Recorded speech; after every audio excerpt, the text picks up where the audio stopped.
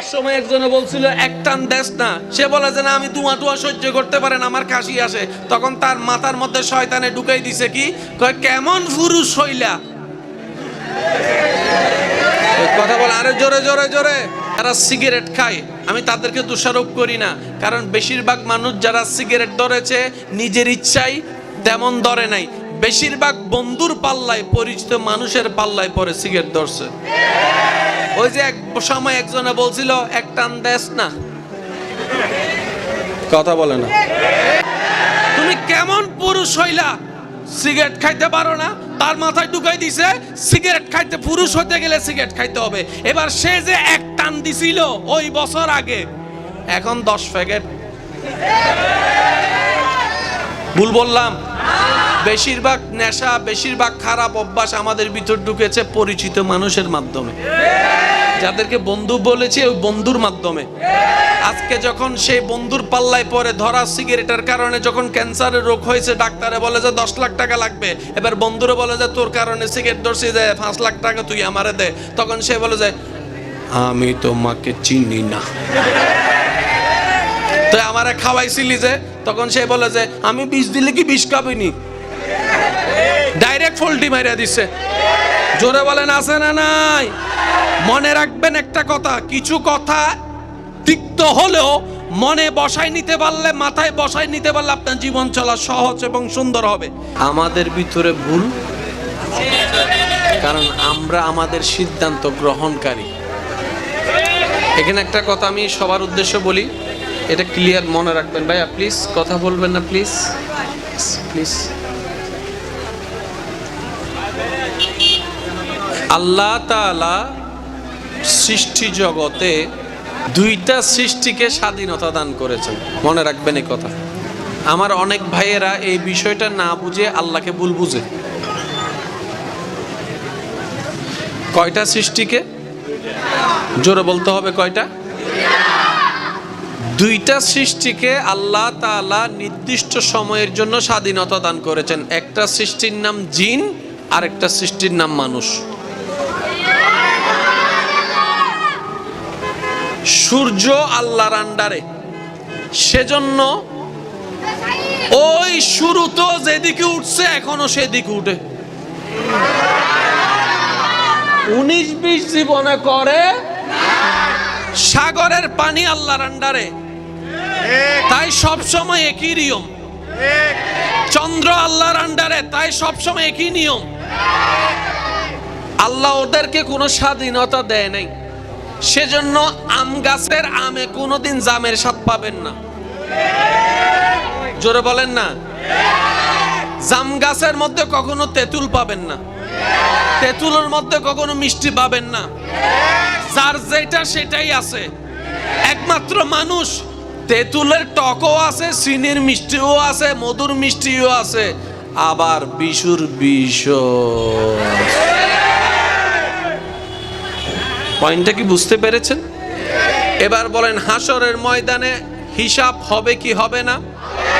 বিচার হবে কি হবে না? বিচার করবেন কে? হিসাব নিবেন কে? এই বিচারের কাঠগড়ায় আসামি থাকবে কি থাকবে না? সূর্যর কি কোনো বিচার আছে? চাঁদের কি বিচার আছে? পাহাড়ের বিচার আছে? নদীর বিচার আছে? পানির বিচার আছে? মানুষের বিচার? মানুষের বিচার? মানুষের বিচার? কেন সাগরের বিচার নিবেন না আল্লাহ? আল্লাহ পাক বলে যে সে তো আমার আন্ডারেই ছিল, আর আমার আন্ডারে থাকা কখনো অনিয়ম করতে পারে না, ভুল করতে পারে না, অন্যায় করতে পারে না। সে আমার আন্ডারে ছিল, হিসাব নেওয়ার দরকার নাই। তাই ফেরেশতারও কোনো হিসাব নাই, ফেরেশতারও কোনো বিচার নাই। আল্লাহ যে 2টা জাতিকে জ্ঞান দিয়ে স্বাধীনতা দান করেছেন, বুঝ দিয়ে স্বাধীনতা দান করেছেন, হাসরের ময়দানে তাদেরকে জিজ্ঞেস করবে, আমি জ্ঞান দিয়েছিলাম কিভাবে ব্যবহার করেছো? আমি শক্তি দিয়েছিলাম কিভাবে ব্যবহার করেছো? আমি জবান দিয়েছিলাম কিভাবে ব্যবহার করেছো? আমি শক্তি দিয়েছিলাম, আমি এলম দিয়েছিলাম, আমি টাকা দিয়েছিলাম, আমি সম্পদ দিয়েছিলাম, আমি দেখার জন্য চোখ দিয়েছিলাম, আমি বলার জন্য জবান দিয়েছিলাম, কিভাবে ব্যবহার করেছো? আমাকে হিসাব বুঝাই দাও। যদি সন্তুষ্ট করতে পারো, জান্নাত তোমার জন্য। হিসাব ক্লিয়ার? হিসাব জোরে বলতে হবে, হিসাব। স্বাধীনতাও দিয়েছেন, আবার আমাদেরকে হিসাব বুঝাইও দিতে হবে।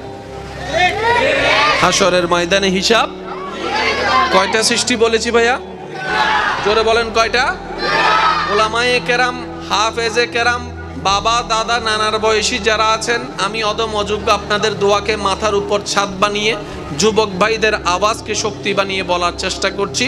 ওয়ামা তৌফিক ইল্লা বিল্লাহ। প্রত্যেকটা কথা নোট করার চেষ্টা করবেন। কয়টা সৃষ্টিকে?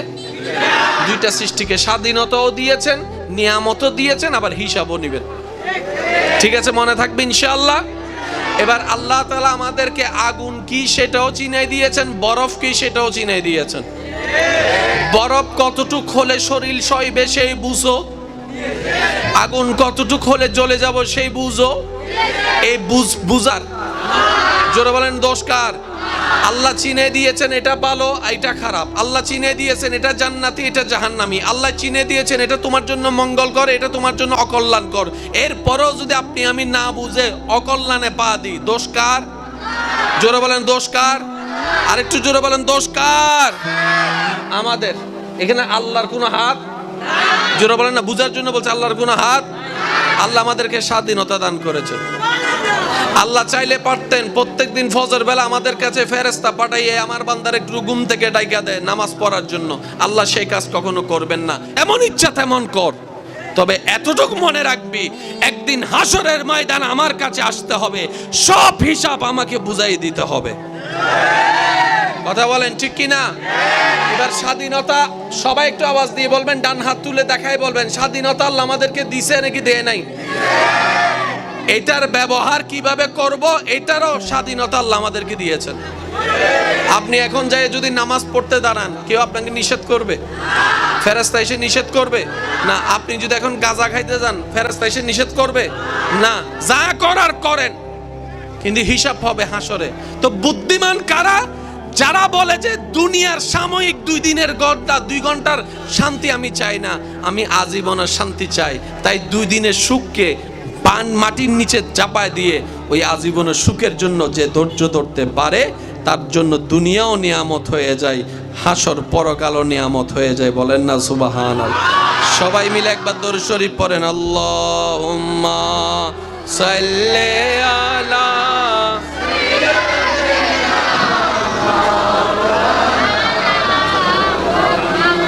ওয়ালা আলে।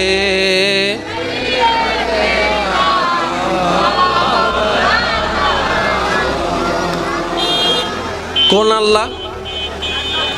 যে আল্লাহর সিদ্ধান্তে কোনো ভুল। কোন আল্লাহ যার সিদ্ধান্তে কোনো ভুল? ভাই বলেন না, যার সিদ্ধান্তে কোনো ভুল। এবার আল্লাহ আমাদের নবীকে কি দিয়েছেন, কতটুক দিয়েছেন জানে কে? যে দিয়েছেন। জানে কে? পরিপূর্ণ সঠিকভাবে জানে কে? যে দিয়েছেন। আর জানে কে? যে পেয়েছেন।